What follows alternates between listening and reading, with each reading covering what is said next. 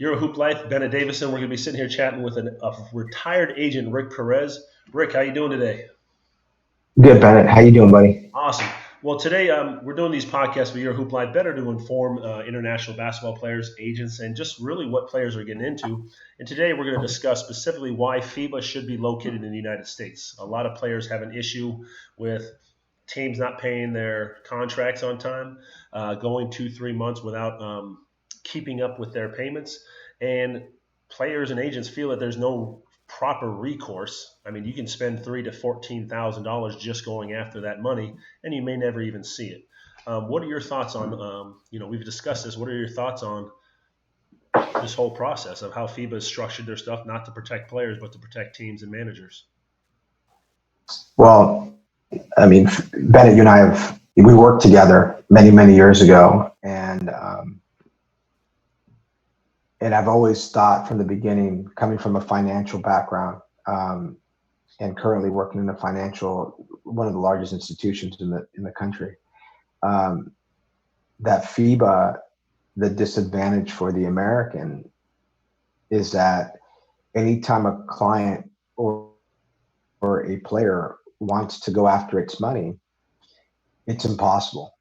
And when you're owed maybe 10,000, 15,000, even 20,000, is it worth you to travel all the way where you need to travel to, which I believe that the FIBA tribunal is in Switzerland, to go and recoup that money, to maybe find at the end that, they're going to come to an agreement that they have to pay you, or the team may, file, some sort of bankruptcy or whatever the case would be. And the money that you just invested to go recoup that money, it makes it impossible. I've always believed that FIBA should be placed in the United States. And I believe that because here, a group of people who are going to run the organization are going to be able to hold the leagues accountable. I'm a firm believer in the success of what's happened with the D League. The D League went into small communities and got great sponsorships, and then allowed themselves to expand from like 20 teams to like 40 something teams in less than 3 years. And I think the financial understanding of what they did behind that was completely successful. When it comes to international play, I just try, if the tribunal are in the United States, then both teams and players and agents are held accountable. There's that saying always, when a player goes to Europe and plays and doesn't do well, he gets fired right away. Well, the overview is that he's supposed to do well because he's an American, right? I'm sure you've heard that a million times. Oh, yes. Your player's supposed to do well because you're an American, even though it could be a bad coaching situation, a bad organization situation, a bad general manager situation, who knows? And in the end, the player gets cut, right? And then on his contract, especially when the word says guaranteed, now they're released. They're given a ticket to go home the next day. And then the famous saying is, we're going to send you your money, right? Yeah. And here you go. You're waiting 1 day, waiting 1 week, waiting a month, waiting 2 months. Believe me, we will send you the money. We will send you the money. And we'll we used to just say, charge it yeah. to the game. It's just money you're never going to recoup, and say, hey, Right. Hey, wash my hands of it. And they know that. And they know that is the situation. Right. Because they know that for you to go and recoup that money, it's going to be near impossible. Well, right? and I've discussed this with other players, is saying that, if you're representing me as an agent, I'm a player, and we're going off talking to the team. I think the structure is like $1 to 20,000. It's like $2,500. Then it goes to 3,000. Then it goes all the way up to 7. They've just restructured it over the last 2 years. Right. You can spend up to $14,000, because if they owe me $50,000, I've got to put out $5,000. I send our paperwork into the Secretary of FIBA. The Secretary of FIBA will go reach out to the team. The team won't even recognize you as a player, even though you have to register your certification with that team as a player. Then they have to come back. They'll say, hey, they don't recognize you. You have to pay the team's half. So you're already out between $5,000 and $14,000 to go after this money. that they should be Right. just paying automatically. Exactly. And speaking on this is not every team, right? We're talking about, I want to say half, right? Because when you go per league, and I've represented both men and women in high levels, in both high levels. I've even represented Olympic coaches, high level name coaches, um, and everything's always been a struggle. But I wouldn't say that it's just all the teams. I would say it's like half or maybe a majority. And the reason why I say this is because, there's no accountability like we talked about. I feel that if you had FIBA in the United States, there should be a system to where you have to turn in your financials, and your financials are going to really show and display just like they do in the leagues here in the United Before the States. season starts. Before the season starts, the WNBA, the D League, they have to show their financials to make sure that they're going to be able to pay their players prior to starting the season. If you don't have that money in there, you don't have a team. Yep. And so what happens is, in case the team starts to fold, at least the FIBA tribunal group here can distribute those monies to to the players and even the coaches. Kind of like a I truly, contract insurance. yeah, exactly. And here's the reality of this: most teams will take 3 to 2, maybe some 4 Americans per team. So you're protecting the American player here, right? And even more so, you're protecting the league of whatever league it's in. Um, Say there's 8 teams, and you get all 8 teams to respond, and 5 of the 8 turn in their financials. Well, the other 3 you're not going to participate this year because of the fact that we don't know if you've got the money to last a season. And And uh, you have a deadline. You have a deadline to turn that in. yeah, and And this is those kind of where finance, a lot of people ask us, why do Europeans have so many logos and sponsors on their jerseys? The reason why is you have this one, just say Virtus Bologna, we had Cafe Maxim. It's like a Starbucks over in Italy. Well, they're going to sit there and say, okay, our budget's $5 million for salaries, for travel, for hotel, for gym, lights, energy, all that type of stuff, contracts. They only have to show like 2.5 million, and then they get all these little sponsors throughout their little clothing lines, all that type of stuff. But what happens is these teams, or they don't finish in first, second, or third, then the sponsors stop making their payments in March, April, May, because they're not sitting there they're not getting the TV time, they're not getting the advertising time, and then the sponsors stop paying, they're searching, and then everything rolls downhill. That good old expression, and the players are the last ones to get that, receive their money. that's absolutely correct. And so a lot of these teams are based on performance. So these guys that come in and say, get excited about owning the team, especially in Latin America. I mean, I was you know, one of the top guys in Latin America. I contracted guys all over Latin America.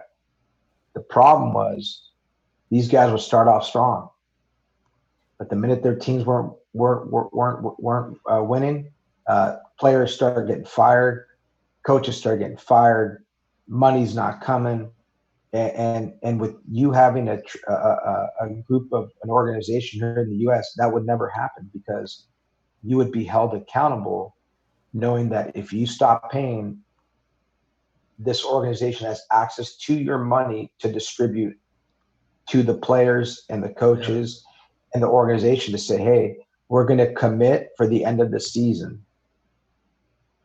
And that money is going to be distributed to the players correctly. Yep. If you don't want to finish your season, then we will hire an organization to complete it, and then you will be suspended the following year.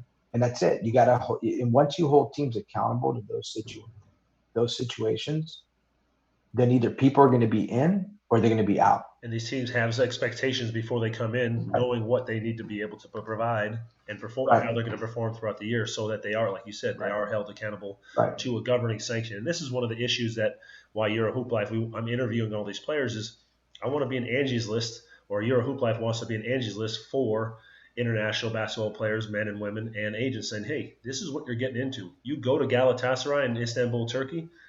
over 5 years, they have 47 arbitrations against them. Why would you go play for a team that has 47 arbitrations against them in 5 seasons? Yeah, and that's um,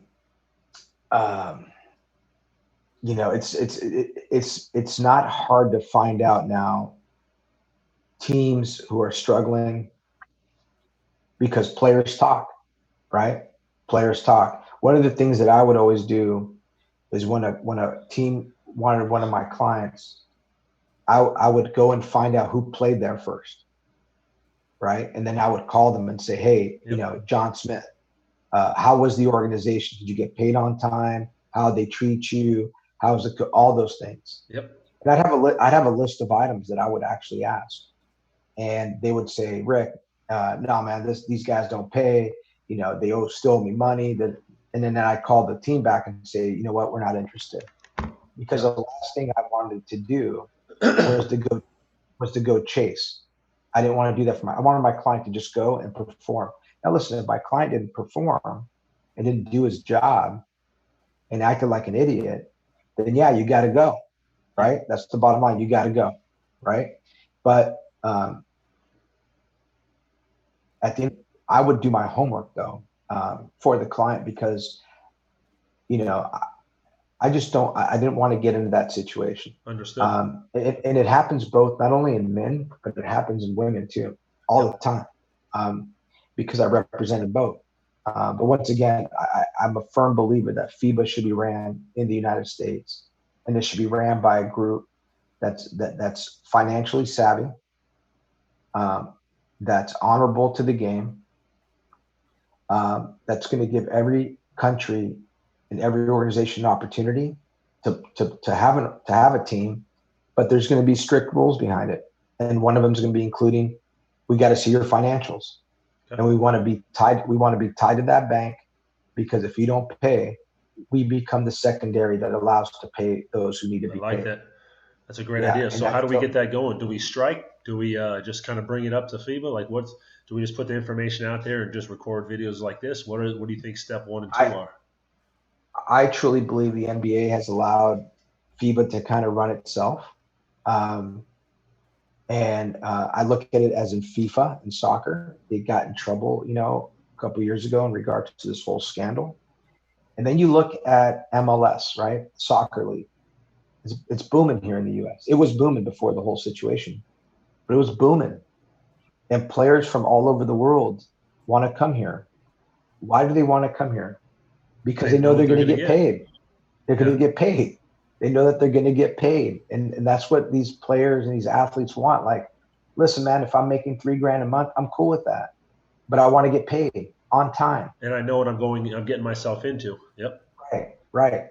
Every 2 weeks, you work for a job here in the U.S., you get paid every 2 weeks. If you don't, that owner or that business owner is going to get sued. Yeah. So, but most, I want to say most people understand that here. Over there, it's, for them to come after me, the motto is it's impossible. So players get screwed, coaches get screwed, females get screwed. And so, my whole thing is the NBA should have the influence of running everything through here.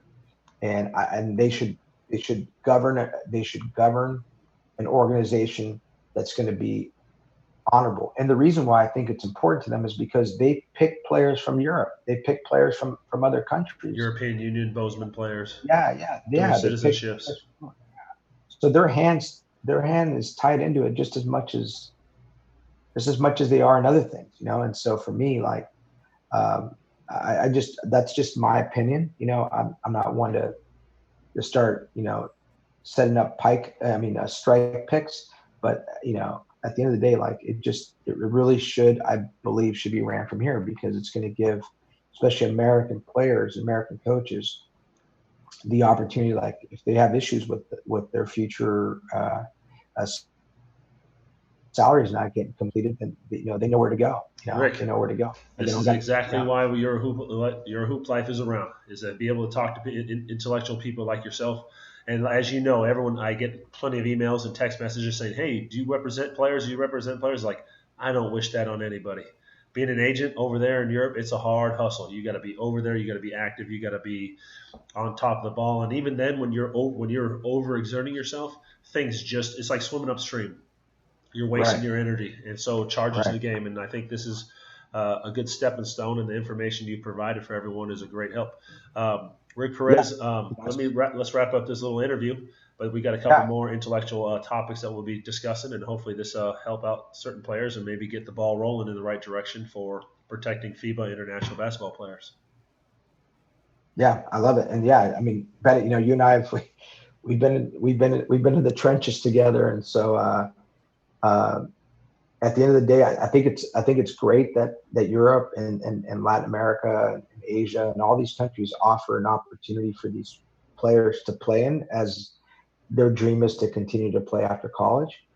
But I also believe that it needs to be structurally done correctly and financially. No Absolutely. finances, no league. That's just the bottom line, and you can relate that to multiple types of businesses. No finances, nothing, and if you don't have good character behind it, and it's going to be a bad experience for players and for Yep. people who want that long lived experience. That's just the way I Outstanding. truly believe.